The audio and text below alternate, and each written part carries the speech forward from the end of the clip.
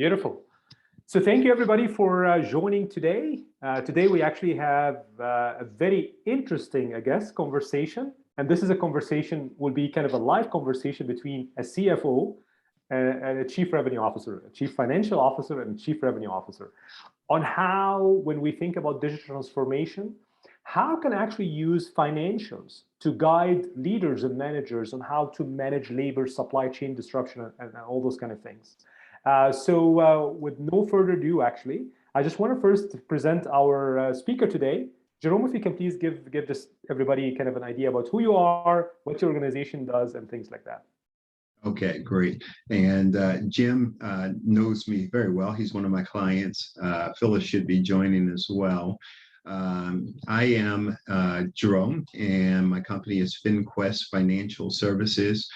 We do everything from bookkeeping to accounting, fractional CFO work, the whole 9 yards. And we also do systems integration, and that's why we have linked up with Sahir and his group on the systems integration side, because he's got a full range implementation team, and especially for businesses that are growing. So when you start to get beyond the capabilities of QuickBooks and you start to look at growth in your organization, it's great to start looking at a different paradigm for your systems. So that's it. I'll turn it back over to you, Sahir. Beautiful. Thank you so much, Jerome. And just since we're speaking about us now, so we're Flawless and Bound. We partner with Jerome in the region, and we carry two brands. We carry the HubSpot brand and the NetSuite Oracle brand. So for some clients who maybe they want an enhanced CRM for their business, we usually lead with the HubSpot brand. For clients, exactly as Jerome is saying, where there maybe they outgrew their maybe QuickBooks or Sage system, and they're looking for an advanced financial platform that can do a lot more, we actually lead with the NetSuite brand, especially for small to mid-sized business. And we were successful implementing 200 plus actually implementations before. Just for everybody on the call, Jim and team, we actually have a tool called Digital Transformation Value Assessment. We'll make sure we'll send you guys this as well. It's a nice questionnaire to let some business leaders think about how they want their business to grow and mature. So we'll send you guys this tool afterwards as well. So just for FYI, I just told to put it here. We know that when you're working with a CFO like Jerome or a financial institution, one of the key things is kind of maybe sometimes the CFO will come back to you and say, hey, we maybe need to change this platform to enable other sides of the business for you. And we know that sometimes it's not just the technology platform, it's the partner who's helping you in the journey is as critical as the platform that you're embarking on. So that's why we're so happy to actually be partnering and working with Jerome in the region to help him and his client, and also bringing him to our clients as well. Those are sample of clients we worked with before. So wholesale, distribution, manufacturing, software as a service companies, consulting, resale, the whole 9 yards. And we were very grateful to work with great clients from ranges from $5 million revenue to $200 million revenue, depending on the range in the US and the Canadian region. Now, Jerome, let's go for the real meat of our conversation today. Tell us more about what you're seeing in the market. As a fractional CFO, how clients deal with that. All right. Thanks a lot. So there's a lot of dynamics that are taking place in the marketplace today. And when you look at it from a financial perspective, those dynamics have an overall impact on the quality of performance of your organization. It certainly impacts the profitability of your company and of your business. And in some cases, you may say, well, I'm a supply business or a service-based business, and what's happening in the marketplace today doesn't necessarily affect me because it's much more product oriented. And I would say what's happening within the marketplace today affects businesses across all domains, whether you're a service-based business, like a consulting business, or whether you are a product-based business, or even an e-commerce business. It all has an impact on you. So what's today's reality? Well, today, we've got a number of things that are taking place. So here, if you can advance the screen there. One more time. Okay. If you'll back up just one screen. Just one, sorry. Yeah. Let me go here. One more. No, give me 1 second. Maybe I did something wrong here in the slides.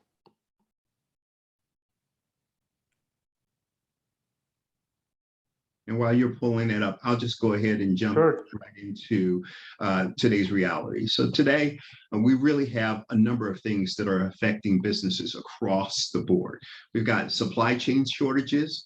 And if you order something today, and you think that product is going to come in and you had a typical lead time of a week, that product now may have a lead time of 3 weeks to a month. And that affects your business in major sorts of ways, right? It affects your ability to fulfill demand coming in from your customers. It affects just a whole host of different things that are taking place within your business. And then we've got labor declines and labor shortages. There are wage pressures that are taking place. You're no longer competing as a small business with the other small business next to you. You're competing now with the Amazons of the world and the Walmarts of the world who are increasing their labor wages. And so that means that your ability to go out and recruit and bring in talent is now being affected because you've got places like the big boxes or even your McDonald's that's offering a standard $15 an hour to start. So that puts pressure on your business as a whole.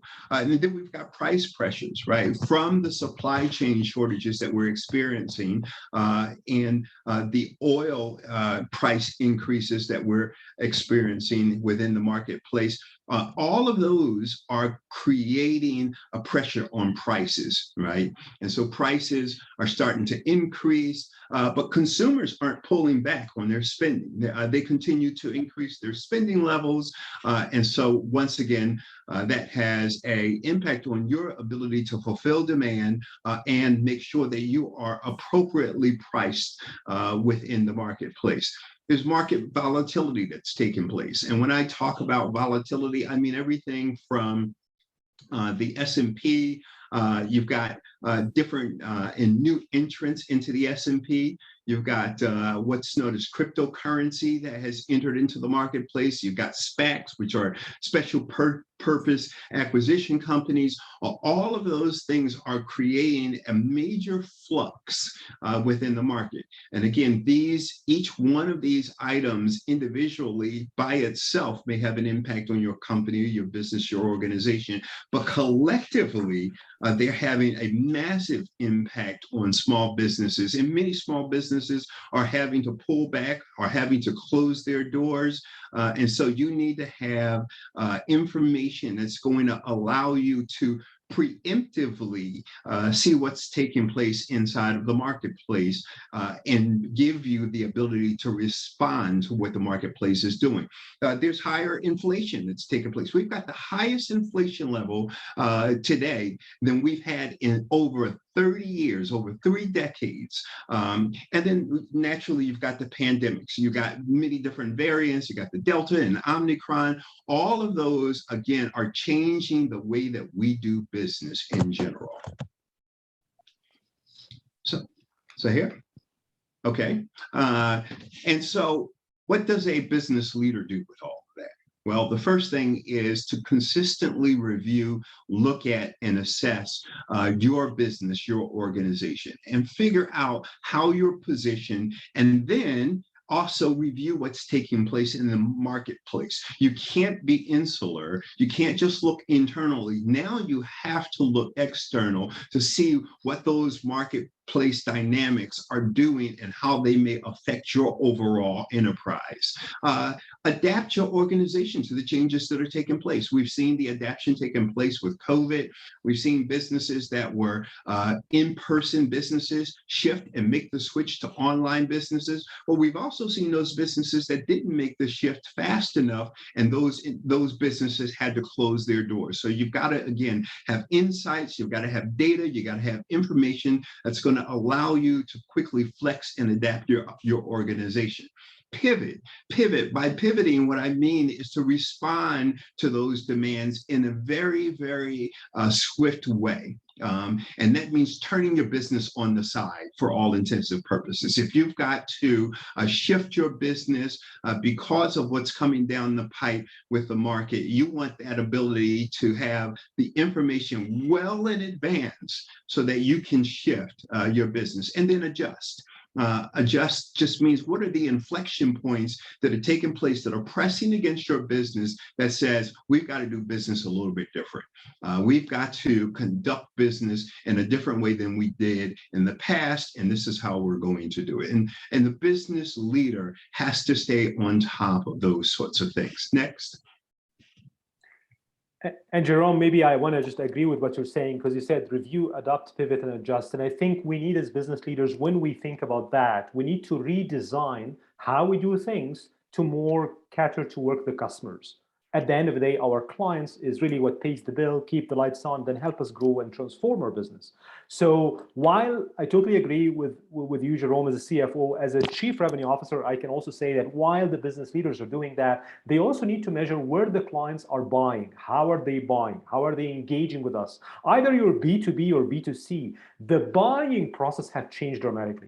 And I know that maybe some leaders on the call today might be more in the B2B space, not in the consumer space. I would maybe advise and urge that even if you are in the B2B space, and we are, by the way, focused on B2B, always monitor how your consumer are behaving, because eventually it will trickle in decision-making with other business services that you're bringing to business leaders. What does that mean? This means that actually those consumers or those other businesses that you're giving service to, they want agility in communication. They want to make sure that if you have inventory, you need to update them on inventory. They want like immediate reporting on when is the shipment coming? Can you guarantee shipment time? And so on and so forth. So some of those things that we have seen that is bubbling up on the consumer expectation, as if I'm buying something from Amazon, for example, somehow this expectation is trickling in B2B organization. Jerome, so then I think that brings us to the other conversation of what are the market forces and market dynamics that you have seen from that perspective? Yeah. Thanks, Zahir. And I was thinking about what you were talking about relative to, if you are a business and you're looking at the marketplace dynamics that are taking place, and you say, look, I know how to get ahead of this cycle. I'm going to go ahead and increase my inventory levels or stockpile supply so that I can respond to the forces in a swift and agile manner. That may be good in one way, but in another way, that may have an overall impact on the profitability of your company and of your business. And so, again, you need data at your fingertips. You need data that you can quickly access that's going to allow you to make those types of decisions swiftly. Small businesses really need what I would call comprehensive supply chain, end-to-end solutions, right? And another term that we use is from cradle to grave, right? From the time that an order is placed to the time that the order is delivered, that the customer receives their solution. You need the visibility and insight into that entire chain of processes that are taking place. You need good, solid financials and reporting solutions that enable you to respond to these marketplace changes and adjust your business in new ways. From a market leadership position, if you'll go back one, leaders really are looking at their financial data to analyze new opportunities and to help them navigate away from catastrophic events and catastrophic threats. As a leader, you really have to consider, do I have enough information that will allow me to clearly think through what the existing and current landscape is saying, while also having enough tools that allows you to navigate or steer the business in a whole new direction. Beautiful. And I think as a technology partner, what we have seen when we were implementing what Jerome is saying is we need at our fingertip as leaders to get what we define as return on management. What's my return on management? So I'm managing this business, I'm managing this division. How can I get the best out of me, out of my managers, to make sure that the business is going the right track? So while we're working with Jerome, we kind of start brainstorming on platforms that actually can help you in forecasting your sourcing ability, your fulfillment ability, your warehouse, your stocking, your order ability, and so on and so forth. What we also have seen that maybe traditional financial platform maybe are limited in that sense. So we went out and we started looking at other platforms that actually are cloud-based that can give the leader the ability to log in from anywhere and be able to connect all the dots so that they can understand and forecast where the market really will be going and then plan accordingly. Hence why we're suggesting the first thing, and hopefully, Jerome, you agree with me that as a CFO, you really want to make sure that you are taking decision depending on real numbers, because usually numbers tell a story. So one of the things you would see here, for example, that when you're looking for an enhanced financial platform that can evolve to really an ERP solution for you, you want to make sure that it gives you the overall kind of technicality of financial management. So Jerome, I'll let you lead maybe with some of what should be basic financial reports that can be easily for a business owner to run quickly without going into Excel sheets in and out and things like that. Absolutely. And so here you're absolutely correct. You want to have insightful financial data. That's what I would call integrated across the entire spectrum of your business. So it's got to touch everything from your inventory management all the way through your actual delivery cycles. You know, how am I delivering to my customers? What time frame am I delivering products to my customers? Are my products priced correctly? Am I looking at my cost of goods sold? Do I know the impact of my cost of goods sold on the overall gross profitability of the business? Those sorts of things, you want to have your fingers on that pulse. Are you running budgets and financial forecasts? Is your data accurate? And so this is really, really important because a lot of businesses will pull together that data, but they're not 100% sure that they're making good qualified decisions because they're not certain if their data is accurate. So data accuracy and then data integration become pivotal for businesses to be able to make decisions. So I'm just talking internally. And then you've got externally. You want to be able to, for those businesses that are growing at a rapid pace, you may have investors, you might have private equity investors, you might be looking to take your business public. Again, you want data that's going to help you make decisions about what information you share with the public, what information you share internally with your own organization, and those types of data information is just absolutely critical. And you've got to have systems and technology that capture that data that you can get your hands on in a very swift sort of a way. So here. Yeah. Absolutely. And I think what we have seen is that sometimes maybe you start your business on QuickBooks or in Sage System or Xero. Rightfully so, that was the right platform then at that time. But then the business starts shifting and growing rapidly and even pivoting sometimes. Maybe you want to expand to different states. And maybe you have different tax schedules and tax brackets. And maybe you have different closing periods. So maybe you close your books 12 times a year. Maybe you close your books each quarter. Maybe you close your books 12 times a year, plus 4 times a year because you do quarterly, and then you do also 1 year end at the end of the day. So now we are enabling clients to do what we define as the virtual close.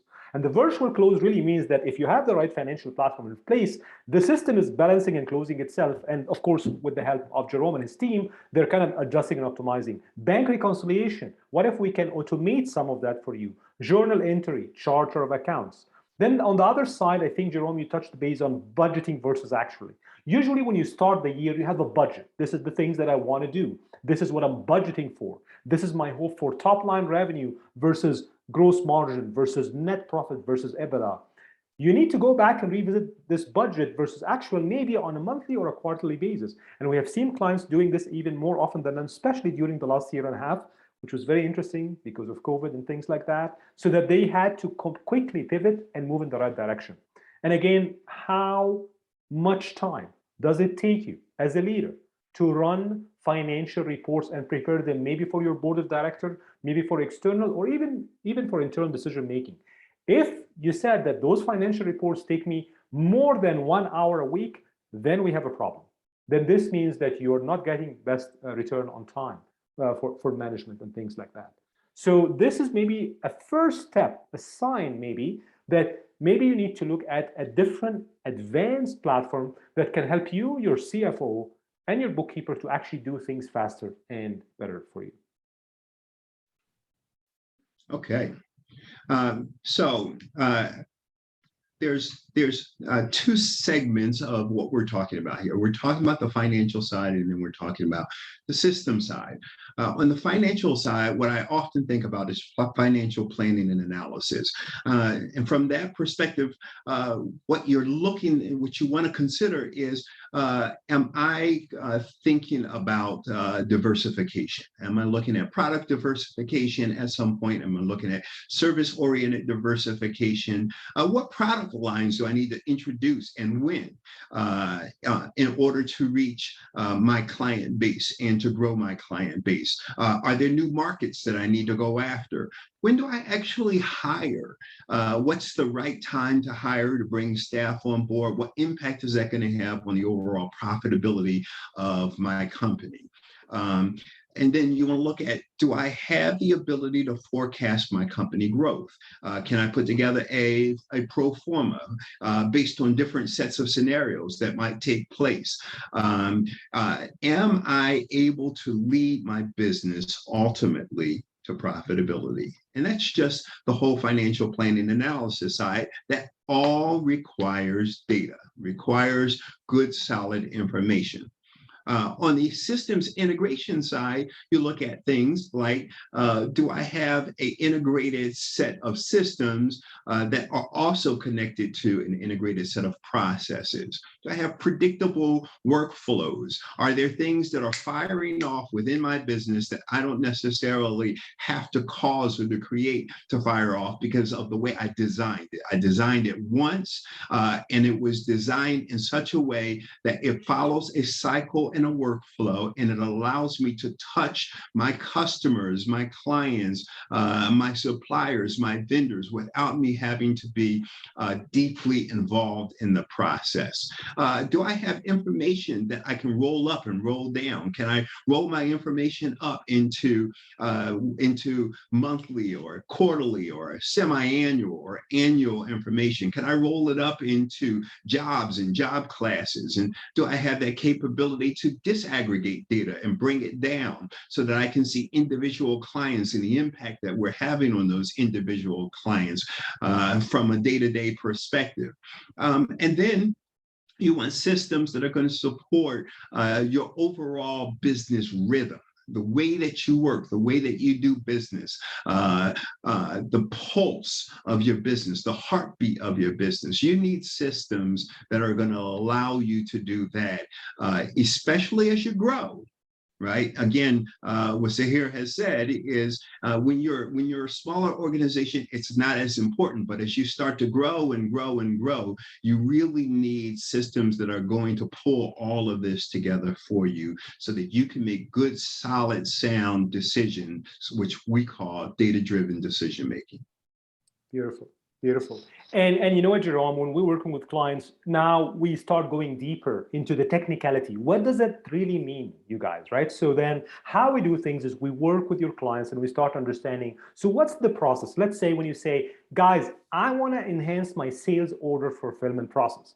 As a CEO, as a founder, or even as a manager of a business unit, I need to understand exactly the steps it takes for a sales manager or a sales leader to do things. Oh, and by the way, can I automate and optimize components of that? So for example, basic things about pick, pack, and ship.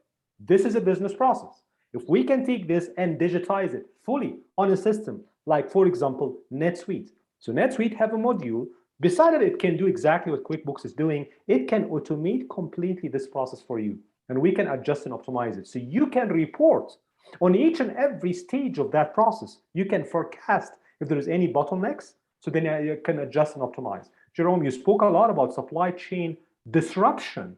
Now, if you have a platform like NetSuite, you can actually see that there's a bottleneck happening. So you can adjust and maybe have local supplier versus international supplier to start fulfilling better for your business. How about order to cash? So here, now, can I, this ahead, is John here. Just wanted to add one point to that, sales order fulfillment. NetSuite in its most recent release, now what the system can do for a business is, based on an account that gives you the maximum profit margin, if you are running into very strict timelines because of the holiday season and you don't have as much inventory due to the supply chain disruptions, the system itself, based on whatever gives you the maximum profit margin, whatever accounts, it can reallocate inventory to make sure that those accounts are replenished and customers at that end are kept happy. So you can automatically receive system-generated recommendations on which accounts that you need to focus. That's a very beautiful insight, John, because that's now using maybe AI and analytics inside the platform to be able to actually make the business leader. That's amazing. Correct. And then maybe, and thank you for adding this, John, and then maybe taking to the next level, which is order to cash processing. That's another business process. Can I automate it? Can I enhance it? And then here is one thing. Some businesses now, exactly as Jerome said, they are forced to do online, to do e-commerce. Great, so they build the website and then they're trying to figure out e-commerce. But how about the back-end process? Did you think about that? And is your existing financial platform, can it connect the dots end to end? Again, with a platform like NetSuite, it's ready for, if you have point of sale, marketplace, or e-commerce, we can actually bring the platform to connect with your existing process. Maybe you're accepting manual entry, CSV import, creating sales order. Maybe you have an approval of a sales order rejection because maybe you have discount, different pricing structure or different pricing tiers. Then as soon as you start approving the order, then you start doing the order fulfillment, invoicing the client, collection. So all these processes, you can completely digitize it in a single platform, not a multiple platform. Which, Jerome, I think, bring us to, from an overall integration perspective, how would business leaders think about that?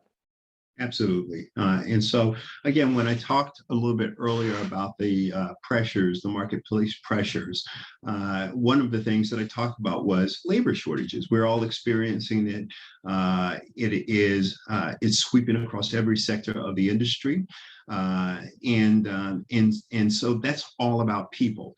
One of the things that I consistently focus on for businesses is the combination of people, processes, and technology. You've got to have good, solid people. You've got to have streamlined processes that connect those people to the work that they're doing in the delivery of products and services to customers. And you've got to have technology that automate those processes ultimately. And I call this the optimization quotient, right? It's integrating all three of those components and being able to shift and move and rebalance your organization based on what's going on. A primary example, once again, I'm just going to go back to what's taking place in some of the big box retailers. If you look at a Kroger, for instance, they recognized that they were having manpower shortage issues, and they started to move more toward manless cash registers, so that customers can go to a cash register and they can ring up their own products and they can pack their own products and they could actually walk out the door. And so what that did for them is they were not as reliant on having to hire and bring in and train cash register agents because they now have a technology that allows them to continue to operate the business, whether the people are there or not. So again, this whole integration of and understanding the impact of people, processes, and technology is absolutely critical. Next. Absolutely. Supply chain dynamics. So when I talk about supply chain dynamics, really what we are thinking about here is, and we talked about this, and Sahir touched on this, is end-to-end, everything that's taken place inside of your business, right? From the original creation of a order to order delivery and cash collection. But as you well know, there are external forces that are affecting your organizations today that we call disruptors, right? Supply chain disruptors. Those are things that you just naturally cannot see, or if you can see them, you don't necessarily know what to do about them. And if you don't know what to do about them, you can't necessarily address them. And so in many cases, you need insights, you need the technology, you need a lot of what Sahira was talking about that gives you a complete insight and examination of what's going on internally and externally to your organization so that you can plan for it and you can forecast what changes need to take place within your business. Next. And Jerome, this is kind of where we start seeing now that some organizations are either embarking on technology or maybe going to fully e-commerce, digital e-commerce, or maybe doing both, or combination of.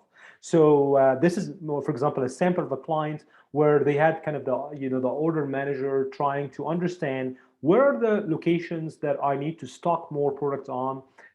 Can I have my client pick from that store or not? For some of the clients, maybe I can start the purchase from online, but actually pick from the store. Some clients, they want to maybe order online and then ship to them in-house or to their homes. So we find that regardless of what business process you have, when you're trying to pick the right platform, you need to make sure that your platform can understand that, can curate for something like this. So for example, there's a scenario here where let's say you have an order store location, customer actually can select which location to pick from, or the customer actually can do the order from completely an online commerce. By the way, NetSuite as a platform, you can build a full commerce website on your website with NetSuite. You can look and feel like an Amazon shop on your website. You need to pay the millions of dollars to be like an Amazon. You can be empowered with a small platform like NetSuite to actually do some of that. You can even auto-create the fulfillment request. It goes to the fulfillment manager, and then from there, you can actually adjust to where the item should be picked. You can even text the client to say, by the way, you can now pick your item from that location, or even you can ship it directly to their homes.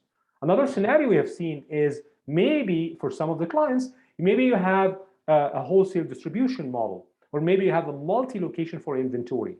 So NetSuite also can have advanced platforms or advanced modules, that you can actually enable those, we call it distribution centers, and it can measure the utilization of each and every distribution center. So back to proximity. So maybe you want to expand outside of the city or outside of a state. Maybe you're outsourcing actually distribution centers for you. So NetSuite actually can integrate. They have the 3PL, and they can integrate with, and you can do a lot of things online as well. Thanks, Sahir. Sahir, I did have a question for you. Back on one slide prior, you talk about products here. Does this same concept work for services? So if you got a customer or a set of customers and you need to send services to those customers, will this same platform and philosophy work under a service-based organization? Absolutely. NetSuite actually have modules to do like more of, send, let's say, a truck to a home or a consultant to a business location. And you can actually schedule of when the consultant will be there. So there's a full project management component or kind of a fleet management component in NetSuite that actually can do that. So now NetSuite doesn't just become your financial platform, but also it can be your project management, fleet management platform as well. And it's from a single dashboard, you can report on all of that. Absolutely. Wonderful, wonderful. Thank you. So this morning, I happened to pick up the Wall Street Journal, and I was reading an article that said that the U.S. job openings continue to far outpace the number of available workers. Think about that. The actual job openings far outpace the number of available workers, with nearly 5 million more open positions than people who are actually seeking work. So in those types of a scenario, you really do have to look at do I have the information, again, that's predictive enough and preemptive enough to allow me to make decisions, quantifiable decisions in short order form if these sorts of environments affect my business, right? If you can't get workers, you can't get workers fast enough, can you respond? Can you flex your business? Labor shortages have become a norm, especially during the pandemic, and wage increases really are putting massive pressure on small businesses. May not be as much so for large businesses, but for small businesses, for certain, it's a pressure cooker. And so you need data and information that's going to allow you to quickly adapt your organization across the board to these marketplace pressures and demands.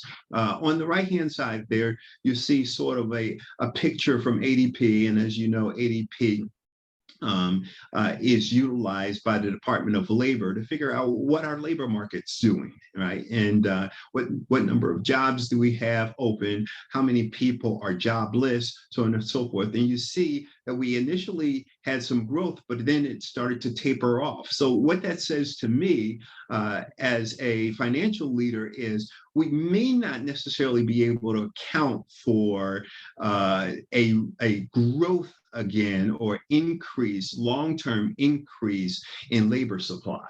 And so that means you've got to flex your business and change your business model in the event that that doesn't occur. You don't want to try to change that business model after you figure out that labor is not coming back to the market. And I've had enough conversations with business leaders to know that this is a real issue that everyone's dealing with and everyone's challenged with it.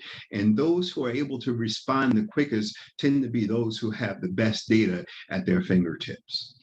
And Jerome, I completely agree with you. I was also reading an article about the big resignation, right? So there's a lot of people kind of resigning right now. They want to take a year off. They want to take vacation. Yes. They want to work remote. So then now that actually kind of forced the business leader to say, okay, how can I enable the business maybe with less people? Can I do that or not? Is it even applicable or not? And this is where now you need kind of to do more with less. And this is actually where technology even play a more critical role. It's not a nice to have anymore. It's like a must have to be able to kind of to do better. And to be honest with you, it's not just about doing more with less. You might be having great people in the organization, but you want them to focus on what they do best and take the basic mundane functions and automate it as much as you can. And I think that would be critical as well, kind of when you're looking for a platform for growth for you. Absolutely. This next picture shows what's taken place. I picked a specific segment of the market, the housing market and construction. And as you can see, there are tremendous price pressures taking place that started the mid part of last year. And so that price pressure, and I'm sure most of you are feeling this, they impacts supply, impacts materials. It's impacting everything across the board. Now, you may say, well, I'm not in the construction business. I'm not in the housing business, but there's a ripple effect that moves across the entire market, right? And so if the cost of supply goes up in the construction market, that's going to put price pressures on the service-based market, right? That's going to put pressure on the ability for realtors to sell houses at a standard rate. They're going to have to increase the amount of the cost of housing, right? And so it's just sort of a ripple effect across the entire market. And so the question again becomes, do you have enough data? Do you know how to look at that data and that information in a way that allows you to make decisions and adjust your business to respond to those changes? Next.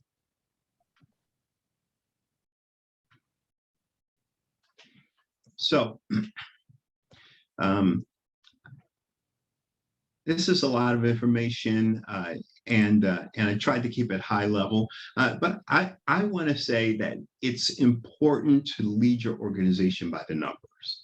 Right? There are a lot of people who are leading their organizations and don't pay attention to the numbers, but you absolutely want to pay attention to the numbers. Anyone can hold the helm when the sea is calm, but in the midst of a storm, that's where it really, really counts. And do you have what you need at your fingertips to take advantage of growing your business, creating additional profitability while a storm is actually taking place? We live in a rapid business environment with many, many changes. And that business environment requires the ability to be flexible, to be nimble, to adapt, and to swiftly adjust your business model to meet these new marketplace demands. And the question for you is, do I have what I need in order to be able to make those adjustments in a timely fashion? So here. Jeremy, I totally agree with you. And I think when we start looking at clients and environments, we see that usually order inventory, frustration, shopping experience, website synchronization, ongoing integration cost. I think businesses need to take a closer, serious look into that, especially right now, on how to become more agile and how to break the silos in operation. I think the other thing also that we have seen is, just as a conclusion, why sometimes companies decide to switch from one financial platform to the other. And it was loud and clear to us. It's the functionality. How can we do things better? How can we do things faster?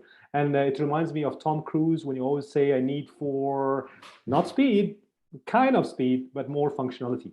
And just in closing, what we have seen that a lot of business during the last few years, we're doing something called digital duct taping.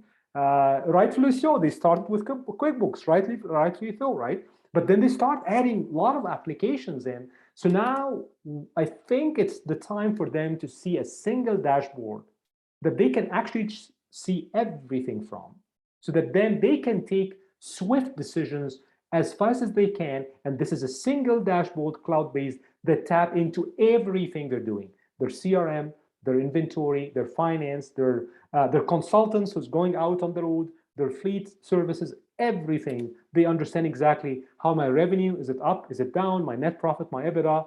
And in conclusion, we actually are advising all our clients to think about this model of a unified customer experience platform, where you can actually run everything from a single dashboard. And again, NetSuite can a platform that can give you all those ability to do everything that Jerome mentioned today.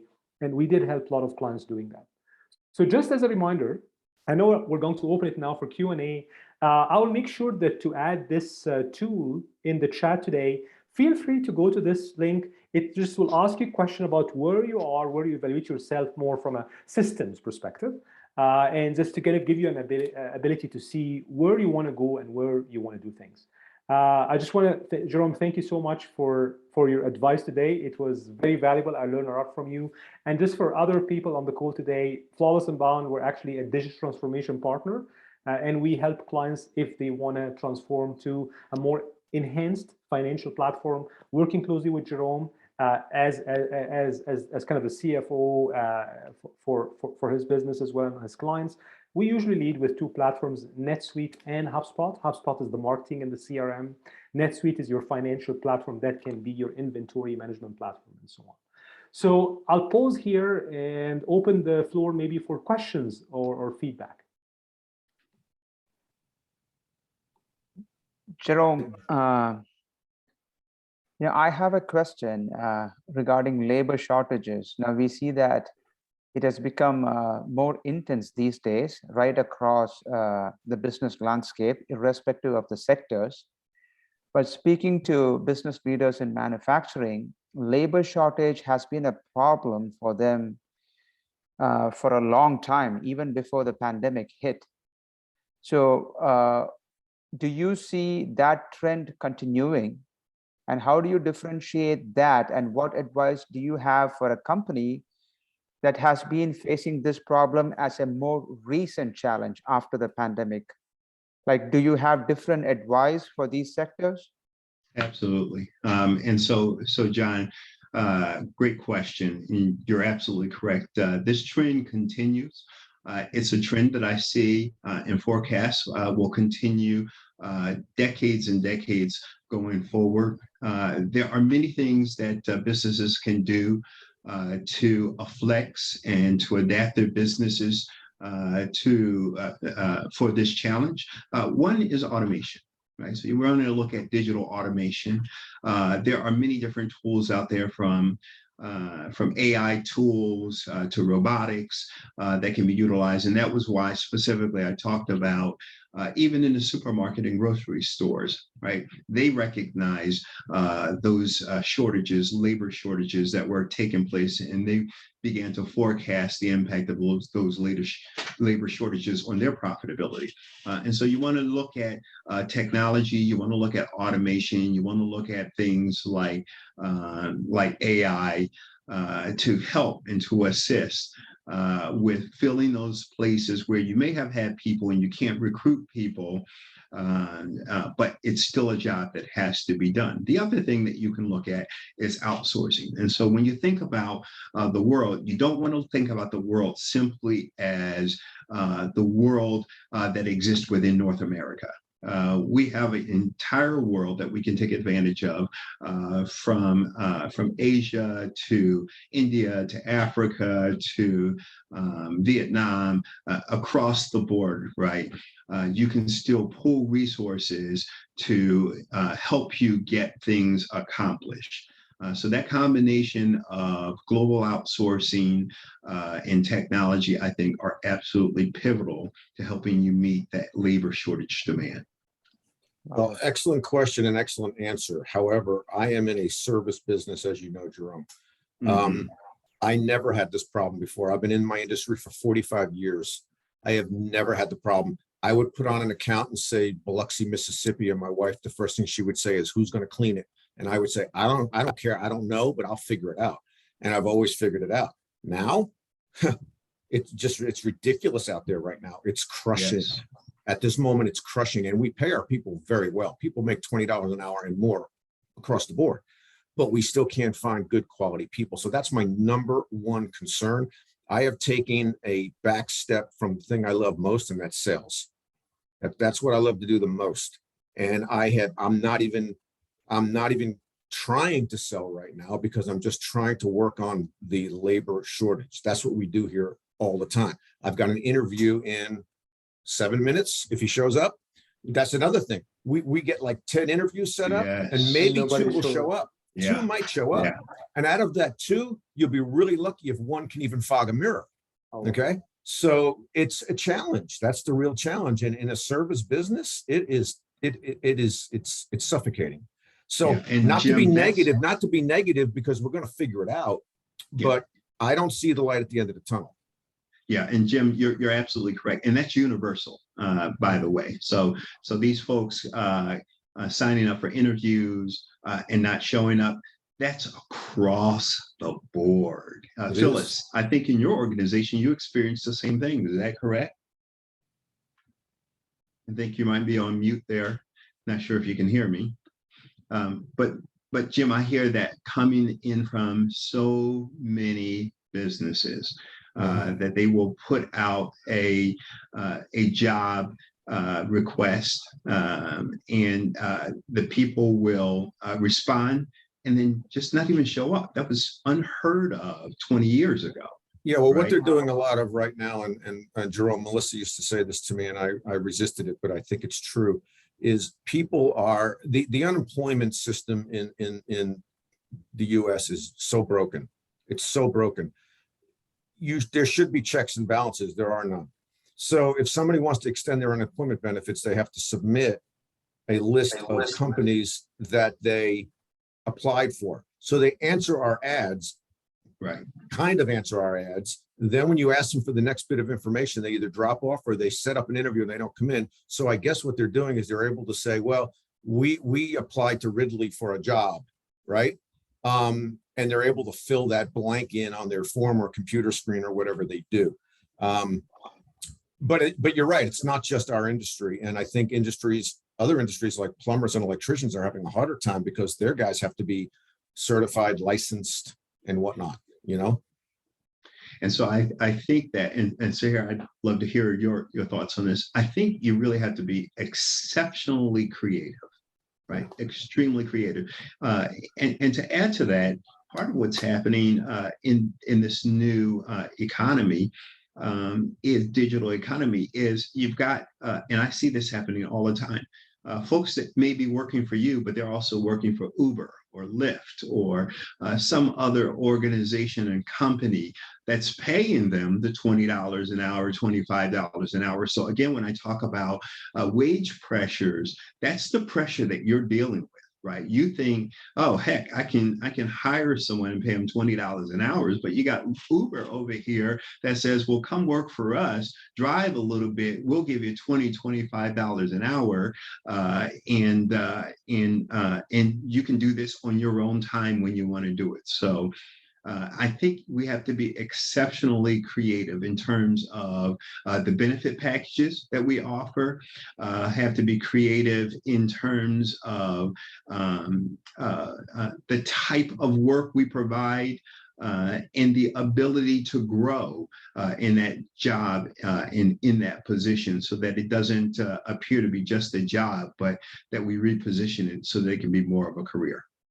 And Jerome, I totally agree with you. And I think the other thing is also right now, more than ever, I think the culture of the organization is very critical. So that now you really take care of your people better. Back to exactly what you're saying about being creative, right? Give them more flexibility. Let them kind of try new projects in your organization, right? So that maybe you have a new idea. Give this idea to them. Let them play with it. They might maybe come with a better way of how you do things versus the business owner himself. The other thing, of course, is if your business can support outsourcing or outtasking, which sometimes put pressure on your existing statement of works and playbooks. So how can you adjust and optimize your playbooks? Or it will also bring more emphasis on what kind of technology and HR platform that help me in onboarding, training, full-time employees, part-time employees, and independent consultant. Oh, and by the way, can this onboarding platform plug into all my other system, all my ERP system or financial system as well? So again, it's as you said exactly, Jerome. So it's the people, the process, which part of it is the culture of the organization, but also the technology.